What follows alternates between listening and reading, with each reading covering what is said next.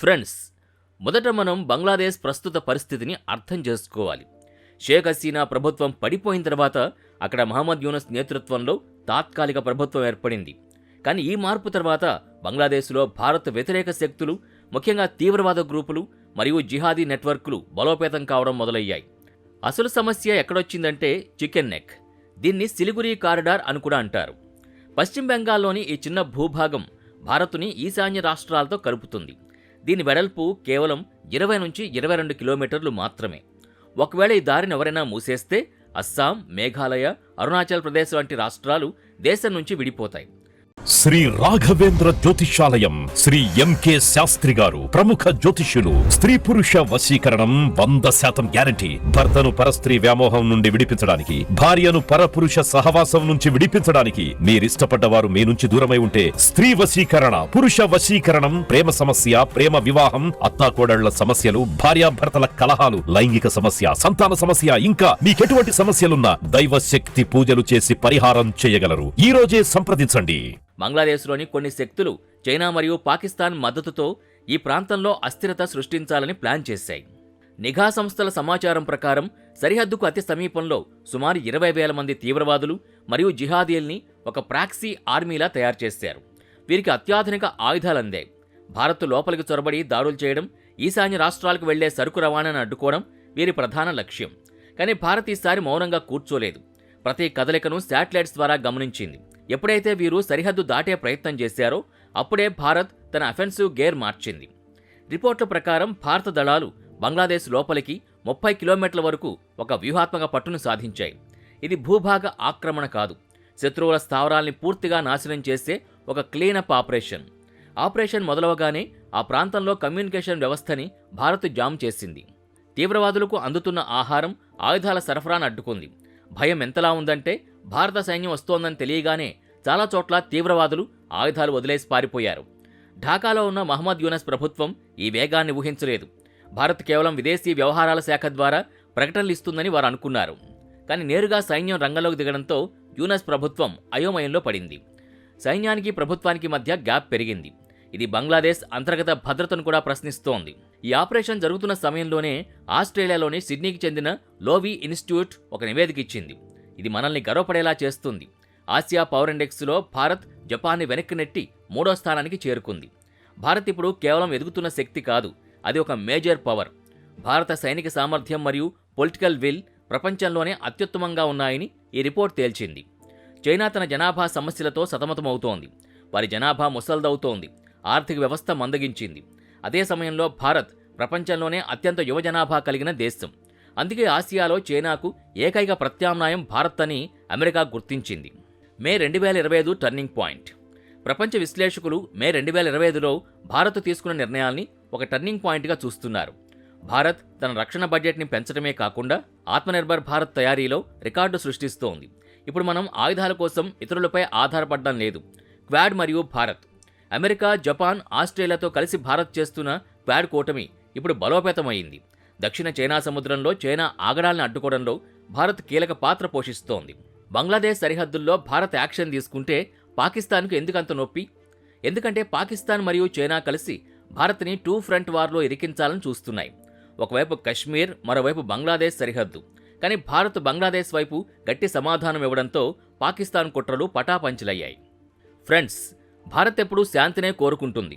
మనం ఏ దేశంపై మొదట దాడి చేయలేదు. కానీ మన ఇంటి మీదకు ఎవరైనా వస్తే వారింటికి వెళ్లి కొట్టే ధైర్యం మనకుందని ఈ ఆపరేషన్ నిరూపించింది. భారత్ ఇప్పుడు మిడిల్ పవర్ కాదు, అది ఒక మేజర్ పవర్. మనమేం చేయాలి అనేది మనమే నిర్ణయించుకుంటాం. ఏ విదేశీ శక్తి మనల్ని ప్రభావితం చేయలేదు. ఈ వీడియో ద్వారా మనం తెలుసుకోవాల్సింది ఒక్కటే: భారత్ సురక్షితంగా ఉంది. ఎందుకంటే మన సైన్యం మరియు నాయకత్వం అప్రమత్తంగా ఉన్నాయి. భారతదేశ మ్యాప్ని మీరు గమనిస్తే పశ్చిమ బెంగాల్లోని సిలిగురి వద్ద దేశం చాలా ఇరుగ్గా మారుతుంది. దీన్నే మనం చికెన్ నెక్ అంటాం. దీని వెడల్పు కేవలం 22 కిలోమీటర్లు మాత్రమే. ఒకవేళ యుద్ధ సమయంలో శత్రువులు ఈ చిన్న దారిని అడ్డుకుంటే మన దేశంలోని 8 ఈశాన్య రాష్ట్రాలు అస్సాం, సిక్కిం, నాగాలాండ్, మణిపూర్, మిజోరం, త్రిపుర, మేఘాలయ, అరుణాచల్ ప్రదేశ్ ప్రధాన భూభాగం నుంచి విడిపోతాయి. చరిత్రని తిరగేస్తే 1971 యుద్ధం సమయంలో కూడా పాకిస్తాన్ ఈ ప్రాంతాన్ని లక్ష్యంగా చేసుకోవాలని చూసింది. కానీ అప్పట్లో భారత్ బంగ్లాదేశ్కి విముక్తి కలిగించి ఆ ముప్పును తప్పించింది. అయితే ఇప్పుడు బంగ్లాదేశ్లో మళ్లీ అస్థిరత ఏర్పడడంతో చైనా మద్దతున్న కొన్ని శక్తులు ఈ చికెన్ నెక్పై కన్నేశాయి. 20,000 మంది జిహాదీల్ని ఇక్కడ మోహరించడం వెనుకున్న అసలు కుట్ర ఇదే. భారత్ని భౌగోళికంగా 2 ముక్కలు చేయాలి అనేది వారి ప్లాన్. కానీ భారత్ ఈసారి ఆ కుట్రని మొగ్గలోనే తుంచేసింది. గతంలో భారత్ డిఫెన్సివ్ విధానాన్ని పాటించేది. అంటే శత్రువు మనపై దాడి చేసే వరకు మనం వేచి చూసేవాళ్లం. కానీ జాతీయ భద్రతా సలహాదారు అజిత్ దోవల్ వచ్చిన తర్వాత అఫెన్సివ్ డిఫెన్స్ అనే కొత్త సిద్ధాంతం అమల్లోకొచ్చింది. దీని అర్థం ఏంటంటే శత్రువు మనల్ని కొట్టాలని ప్లాన్ చేస్తున్నాడని తెలిస్తే వాడు దాడి చేసే వరకు ఆగకుండా వాడి ఇంట్లోకి వెళ్లి ఆ ముప్పును ముందే తుడిచిపెట్టడం. బంగ్లాదేశ్ సరిహద్దుల్లో ఇప్పుడు జరిగింది సరిగ్గా ఇదే. 20,000 మంది జిహాదీలు మన సరిహద్దుల వద్ద క్యాంపులు వేసి రెచ్చగొడుతుంటే భారత్ తన శక్తిని ప్రదర్శించి వారిని వెనక్కి పంపడమే కాకుండా 30 కిలోమీటర్ల మేర బఫర్ జోన్ని సృష్టించింది.